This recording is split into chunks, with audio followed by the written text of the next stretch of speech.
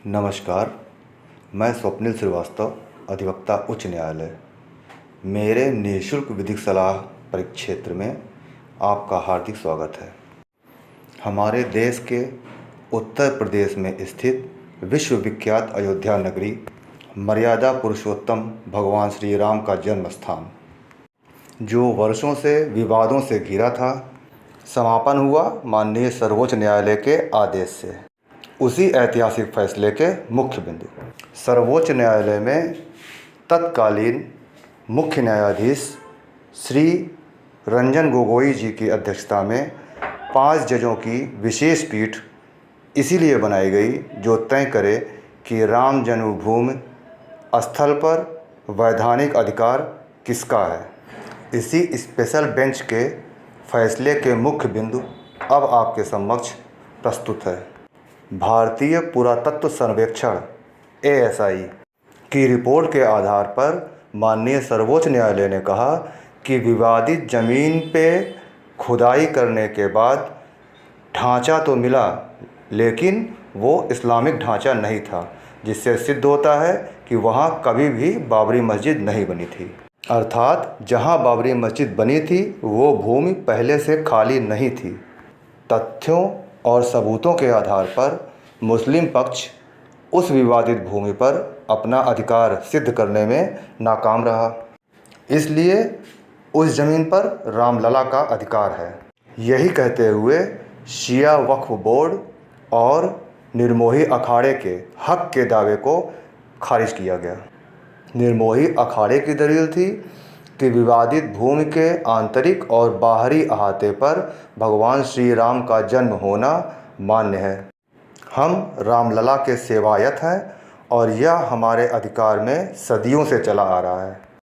हमें ही रामलला के मंदिर का पुनर्निर्माण और सेवा करने का पूरा अधिकार है, जिसे कोर्ट ने खारिज किया और केंद्र सरकार को आदेशित किया कि राम मंदिर निर्माण के लिए अलग से ट्रस्ट बनाया जाए।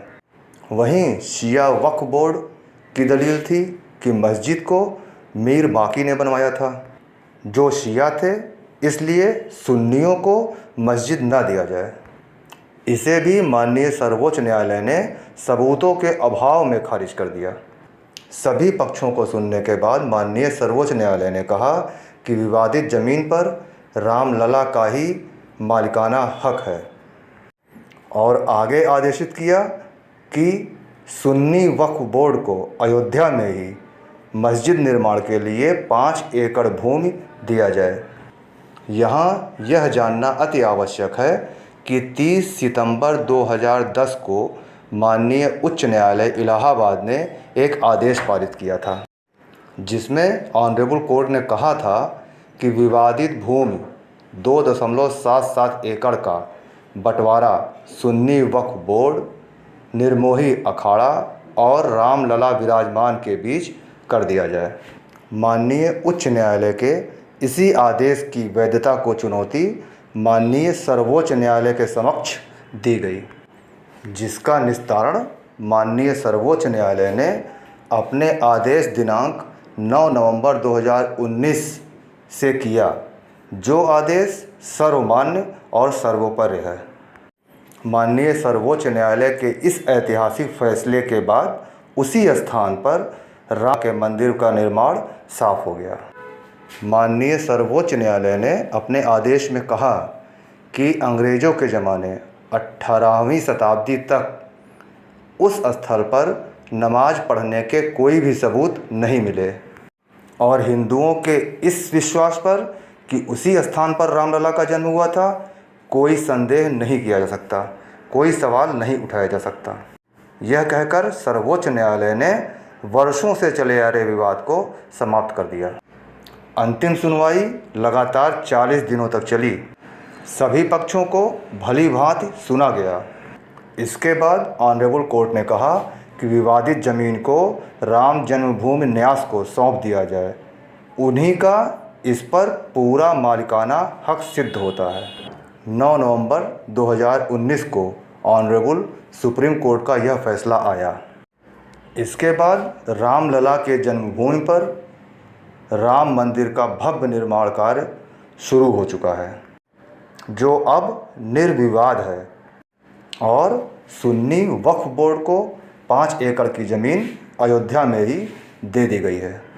ऑनरेबल सुप्रीम कोर्ट का यह आदेश इसलिए भी अहम और ऐतिहासिक है कि अब आने वाले दिनों में मालिकाना हक संबंधी विवाद के लिए यह आदेश मील का पत्थर साबित होगा, जो निचली अदालतों को इस तरह के मामलों को निपटाने में एक रूलिंग की तरह काम करेगा, अच्छा मार्गदर्शन करेगा।